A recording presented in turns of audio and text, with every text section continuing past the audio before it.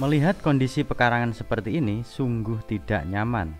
Banyak rumput liar dan sampah dedaunan berserakan. Akhirnya nekat membuat kebun dengan modal bata ringan sebagai pembatas bedengan. Untuk mengisi bedengan, saya masukkan dedaunan yang berserakan tadi dan yang masih segar, sekalian ranting-rantingnya. Setelah itu, baru saya timbun dengan media tanam campuran antara tanah, kompos, dan arang sekam. Sayuran yang pertama kali saya tanam yaitu sawi dan bayam, karena mudah tumbuh dan tentunya cepat panen. Untuk menanam sawi, bedengan saya garis kotak-kotak seperti ini. Lalu tanam bibit sawi satu persatu pada bagian pojokan tempat bertemunya garis. Cukup lubangi tanahnya, masukkan akar bibit sawi dan tutup kembali.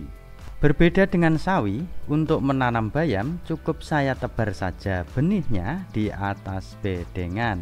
Supaya jenis sayuran dan tanaman di kebun semakin beragam, lanjut menanam kol.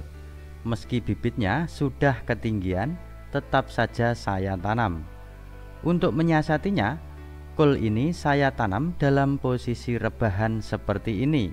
Saya sisakan bagian daunnya atau bagian atas kol agar bisa tengel-tengel mencari sinar matahari. Lanjut menanam cabai rawit. Karena bibitnya bagus dalam artian waktu tanamnya tepat, maka saya tanam saja seperti pada umumnya, yaitu masukkan akarnya ke dalam tanah.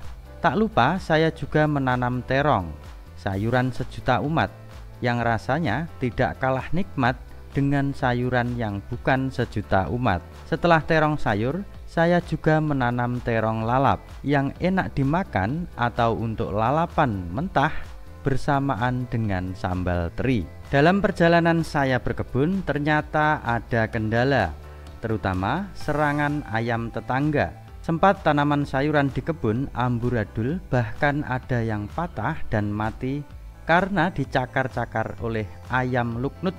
Untuk mengatasinya, terpaksa saya pasang pagar di kebun pekarangan rumah. Kendala pertama teratasi. Muncul kendala lagi berupa serangan ulat daun dan hama lainnya yang namanya saya juga belum tahu. Untuk mengatasi masalah tersebut, saya semprot dengan pestisida nabati. Hari berganti dan minggu berlalu. Tiba juga saatnya panen. Sawi yang saya tanam pertama kali sudah bisa dipanen 3 kali sehari. Untuk memanen sawi agar bisa berkali-kali, saya ambil bagian luar batangnya saja. Dengan cara seperti ini, sawi akan tetap tumbuh dan bisa dipanen lagi sesuai kebutuhan. Bayam juga sudah bisa dipanen. Seperti halnya sawi, saya memanen bayamnya juga seperlunya saja agar bisa tumbuh kembali. Menyusul daun kelor. Daun yang biasanya digunakan untuk memandikan orang mati ini juga bisa dimakan. Daun yang sudah tua bisa dikeringkan dan dibuat teh. Daun yang masih muda bisa disayur bening maupun sayur bobor. Sayuran dan tanaman lainnya masih menunggu untuk bisa dipanen.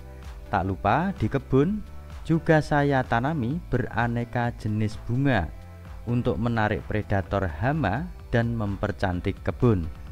Lumayan ya, ternyata berkebun banyak manfaatnya.